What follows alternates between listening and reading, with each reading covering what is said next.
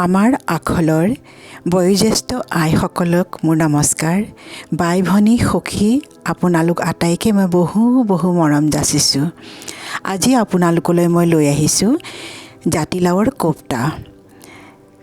দুটা জাতিলাও লওক আৰু এই মছলাৰ কাৰণে কেইটামান বিলাহী 4-5টামান কেঁচা জলকীয়া। এই জাতিলাওকেইটা চাওক দেই, অসমৰ নিচিনা নহয় আকৌ। আমাৰ তাত যেনেকৈ সেউজীয়া পায়, ইয়াত একেবাৰে দেখিছেনে নাই? অৱস্থাই কাঢ়িলে সিহঁতৰ যে। এয়া মানে আপোনাৰ আৰু কি ক'ব, এনেধৰণে বাকলি গুচাই লওক, ভাল ধৰণে ধুই পখালি। দুটা জাতিলাও বহুত 6-7জনমান মানুহৰ কাৰণে ভাল ধৰণে কোপ্তা বনাই ৰেডি কৰিব পাৰিব। তাৰপিছত এনেকৈ ৰুকনি এখন লৈ পেলাই তাত ৰুকি লওক। এনেধৰণে বেছি মিহিও নকৰিব, অকণমান গোটা হৈ থাকিবও লাগে। এই ধৰণে এতিয়া ইয়াত আমি মিলাম 3 চামুচমান মিডিয়াম চাইজৰ চামুচেৰে 3 চামুচমান বেচনেৰে কি হয়, আপোনাৰ পকৰীৰ নিচিনাকৈ আমি বান্ধিব পাৰিম।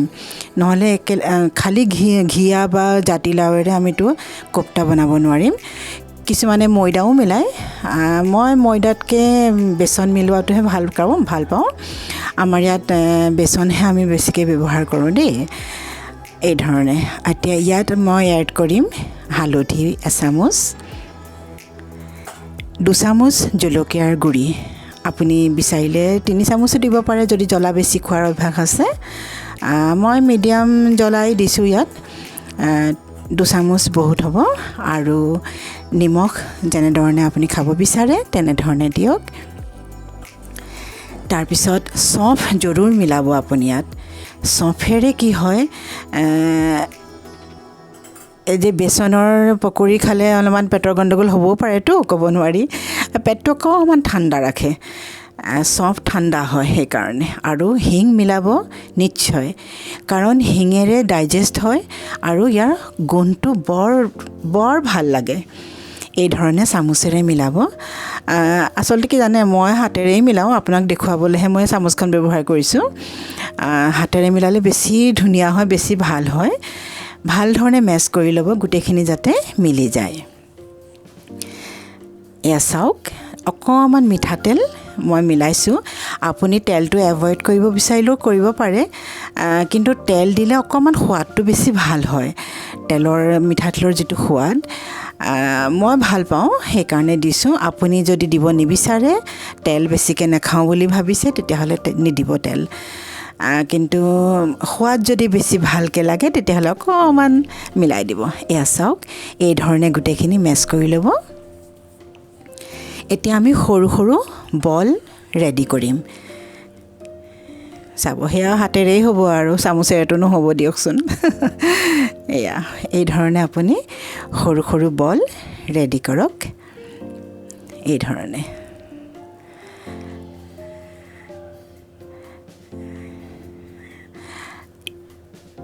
পাচলি যদি কেতিয়াবা ঘৰত নাথাকে, বোলে জাতিলাও এটাহে আছে আৰু হ'ব দিয়া, ইয়াৰ কোপ্তা দি পেলাই তৰকাৰী এখন বনাই লওঁ, এনেকুৱাও কৰিব পাৰে জানে, খুব মজেছে খাব চবেই।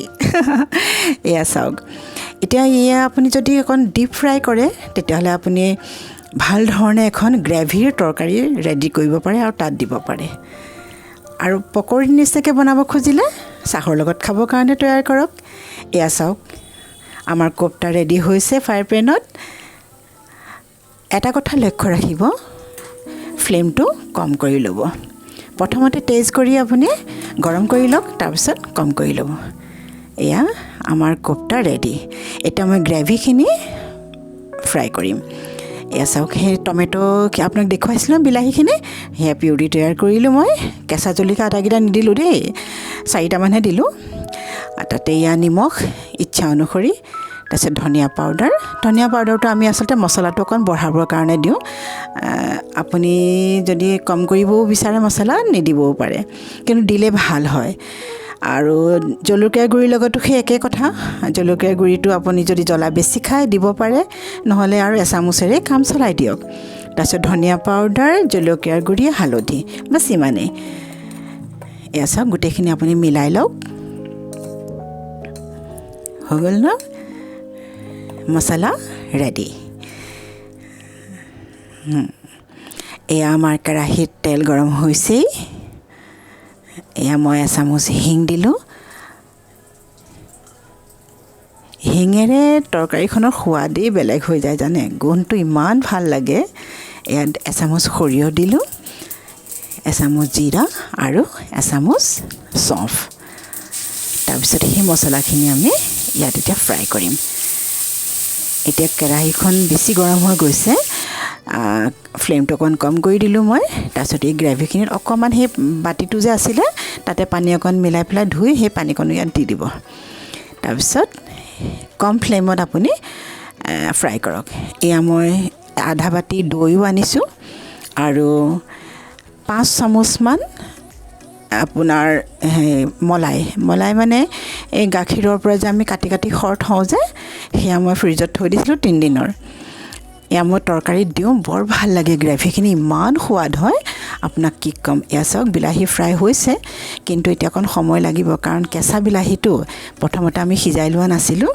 সিজাই ল'লে বেছি সময় নালাগে ফ্ৰাই কৰোঁতে এতিয়া এই কথাটো অকণ ধ্যান ৰাখিব লাগিব আমি সময় অলপমান লাগিব ভিডিঅ'টো বেছি দীঘল হৈ যাব মই কাটি কাটি দেখুৱাম আৰু আপোনাক এয়া ফ্ৰাই হৈছেগৈ তাত সেয়া মই দৈ মিলাই দিলোঁ চাওক দৈখিনি তাৰ চামুচখনেৰে তাত মিলাই দিয়ক ভাল ধৰণে ফেটি দিয়ক তাৰপিছত সেই মলাই আপুনি অকণ বেছিকৈও ব্যৱহাৰ কৰিব পাৰে একো দিগদাৰ নাই বৰ সোৱাদ হ'ব এতিয়া কম ফ্লেমত আপুনি এই মছলাখিনি ফ্ৰাই হ'বলৈ দিয়ক লক্ষ্য ৰাখিব তেল কাষলৈ নহালৈকে আপুনি ফ্ৰাই কৰক তাৰপিছত কোফটাখিনি দি দিয়ক কেনে লাগিছে কস্তুৰী মেথিৰে মই সজালোঁ কস্তুৰী মেথি নাথাকিলে ধনিয়া পাত দিয়ক মন গৈছে নহয় ভাল লাগিছে ধন্যবাদ